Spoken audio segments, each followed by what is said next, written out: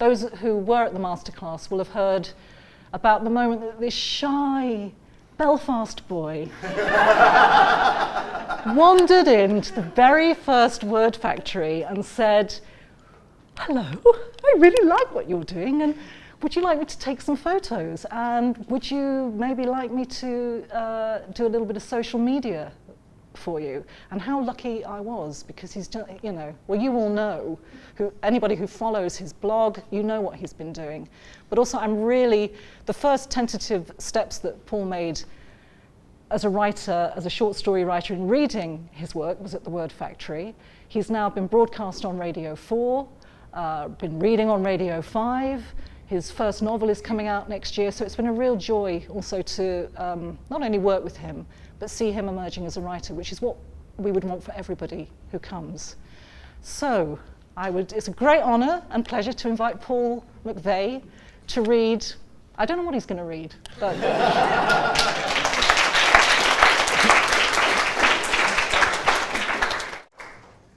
hello, can you hear me at the back? Belfast people don't normally have a problem with that, actually. This is a story called Tickles. This was commissioned by Radio 4, and I thought it might be nice to listen to for me. Okay. Mum thinks I'm Dad. She's holding me and won't let me go. I could be wrong, but the way she took me by the arms and stared into my eyes before she hugged me, well, there was just so much love. I've only ever seen her look that way at one person, and you have to give it to the man, even in death. Even through Mum losing her mind, he's still making her happy. I've tensed up. I don't want her to notice and hurt her feelings. I wish I could just let it happen and feel it. Take the affection and pretend it's for me. Steal love from a dead man, or pretend I'm him for her. Is she even in that moment any longer? Maybe she's forgotten who it is she's hugging and why. Staying still out of embarrassment, hoping it will come to her. I shuffle round to catch a glimpse of her face in the window of the conservatory, because then I'll know. We sway like awkward teenagers at a dance, but Mum won't turn. Feet planted, her hug tightens. I feel claustrophobic. For years, I hugged Mum and felt her freeze, tolerating my touch but never returning it, and not once did she initiate it. I've only started hugging her again since she's been gone. Voices approach. I pull away, gently giving the polite signal, "That's lovely, Mum, but enough now." But there's no reaction from her. What is left of her in there? Even the humiliation of public displays has gone. Two women enter the conservatory and break off their chat to look at us. "Ah, hello," one says as they head towards us. I nod and smile, and rolling my eyes like you know how it is. "How are you?" She stops beside me. Fine, I push Mum away firmer, but she squeezes me tighter, and now I'm out of view of the women. "How's your mommy?" one asks, and I twist my neck, but all I can see is the side of her head and one huge hooped earring. I imagine a little parrot perched on it, swinging to and fro. "Great," I say, and I give up straining to make eye contact. "Ach," I hear, and the two women shuffle into view just to nod at me. One nudges the other. I have no idea who these women are. It could be Belfast banter. Have I met them in here, or maybe they know Mum from before everything? "So you're back then?" The chatty one shows no sign of moving on. "Yeah, for a few days and work, you know. We're all pretending it's completely normal to hold a conversation while being crushed in a WWF body grip." "Ach," she looks at the other one, who nods and smiles. "How's her feet?" I search my mind for a link. "Great," I smile. I don't know what she means, but I want them to go away. "Sure, I'll let you go," she says, as if there's any chance of me going anywhere. "Okay, all the best," I nod. They smile, nod back, and head on. Why is it that when I talk to people from Belfast, I feel like I'm in a bad Irish play? I hear them continue their chat in quieter voices until I'm left in silence with the hug. "Okay, Mum, now come on, let's go for a walk." I pull away, no nonsense. "No," she says. Goosebumps tickle me. Her first word in 10 years. Since Dad died and she got sick. She's coming back, some of her.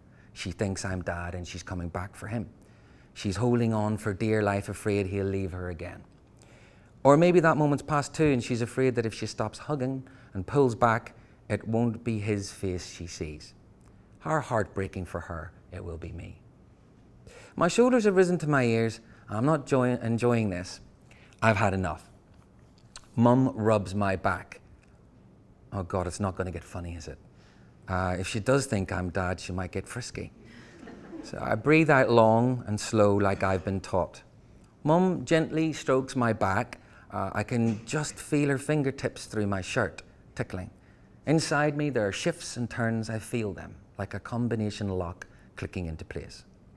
The nursing home smell of toilet and school dinners is overpowered by that of dust burning on bars of an electric fire and the fusty smell of old carpet getting warm.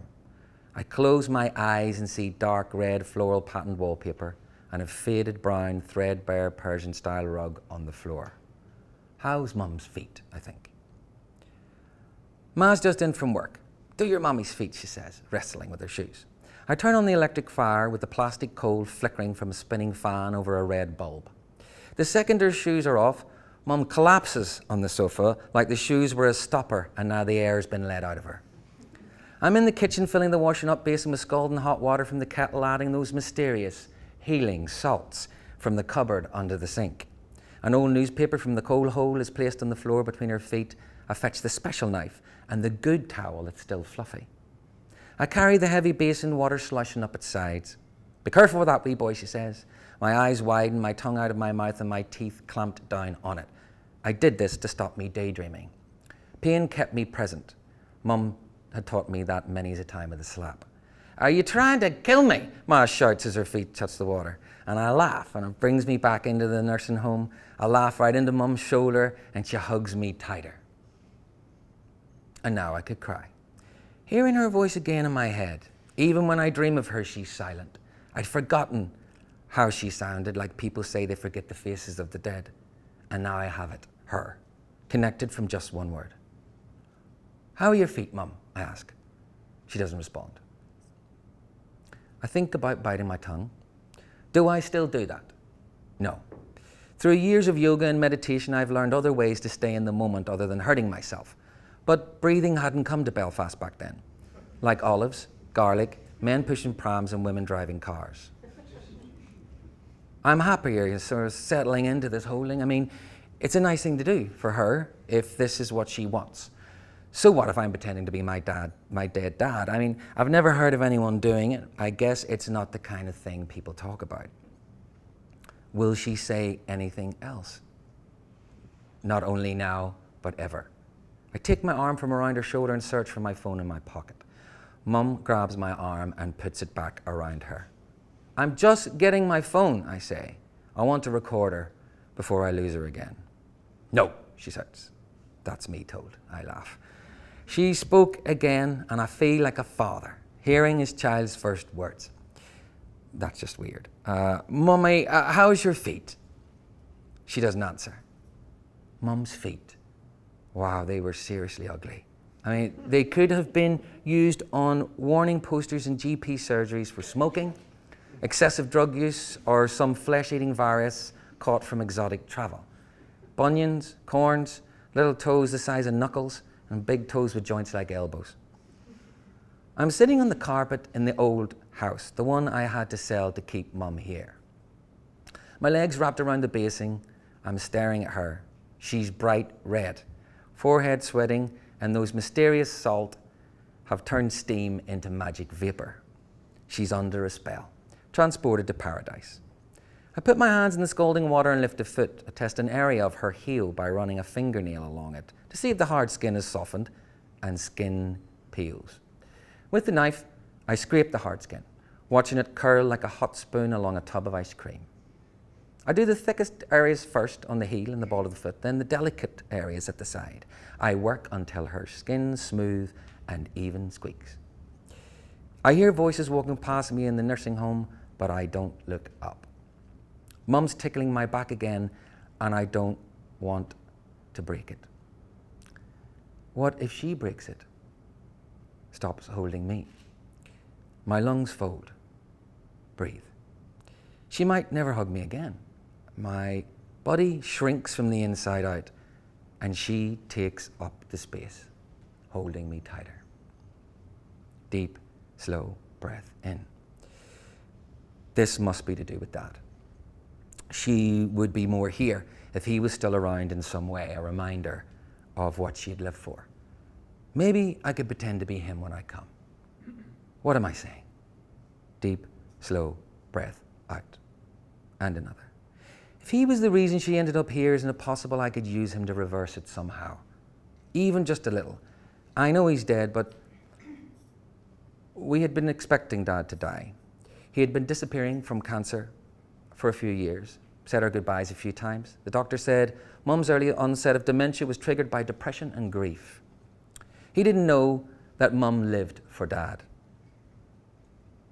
She was devoted to him. Her mind was wired, set to him.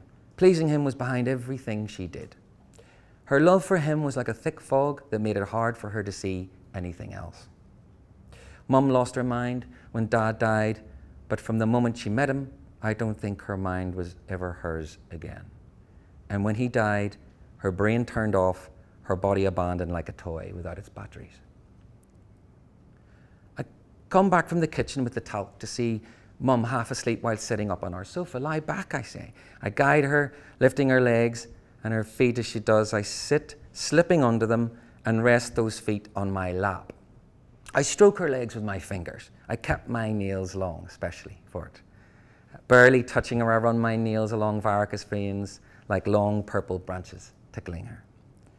That's enough, she says, impatient with the pleasure even in half sleep. Happiness was something to be had for a few moments, not to be indulged in. Mum's poor feet. 2 jobs, both standing while Dad sat down at his. Long distance driving, long distance skiving, I called it. I blamed him for her feet, for her working so hard. Where's Daddy? I asked her. But what I was really saying was, he's not here. He never is, and you shouldn't be working like this, but see how I love you. More than him. Why do you love him anyway when he's never here, even when he's back from work? She knew what I meant. I know that now, because of what she told me next. Did I ever tell you how I met your daddy? She shuts her eyes. She tells me how she left school at 14 and went to work in a mill. They made her work barefoot because the floors were so wet. She worked alongside other girls, nodding to their talks, but spent every morning watching the clock, waiting for lunchtime. She couldn't miss Dad. She'd met him at a dance. So handsome, she said, and a snazzy dresser, he could dance like the devil and charm death into going next door. They fell in love. Dad worked in a factory in town back then, and on his lunch break, he had run through the streets of Belfast 3 miles to her work. Mum would wait until 1:30, then walk to the small window on the factory floor. She wasn't tall enough to see out, but could stand on her tiptoes and reach her hand out to wave. She knew he was there on the street below and imagined him waving back. My father would watch her wave, he told her, and wait till her hand disappeared back into that little square on the 4th floor, and then run all the way back to work again, through Catholic and Protestant areas alike, risking his very life just to see her hand. I didn't believe it. Dad sighed. I mean, she was waving to an empty street and he had made a fool out of her. How do you know he was there? I asked. In the silence that followed, I watched the fine hairs on Mum's legs stand to attention, just as they did when I tickled her. She rubbed her arms. Mum never asked me to do her feet again. Mum's tickling my back. How she remembered I used to tickle her. Around me, the residents are being ferried to dinner. I hold her tight. She runs her fingertips over my shoulders, mapping whole continents on my back. I wait for her to stop, for the moment when she says to herself, that's enough. It doesn't come, and I dissolve like those salts she loves so much. Maybe Dad did walk all that way and back every day, I think. Maybe he stood in that street waving to a tiny hand out of a 4th floor window. Maybe Mum isn't thinking I'm Dad and knows it's me here in her arms. Maybe she wants me to know just how much she loves me and she's tickling me because I used to tickle her all those years ago. Maybe I just want to believe that. Maybe I choose to. Are you staying with your mum for her tea? I open my eyes to see a smiling nurse. Yes, I say. She keeps pointing at her feet today, the nurse frowns. Ah, I say, do you have a basin? Thank you.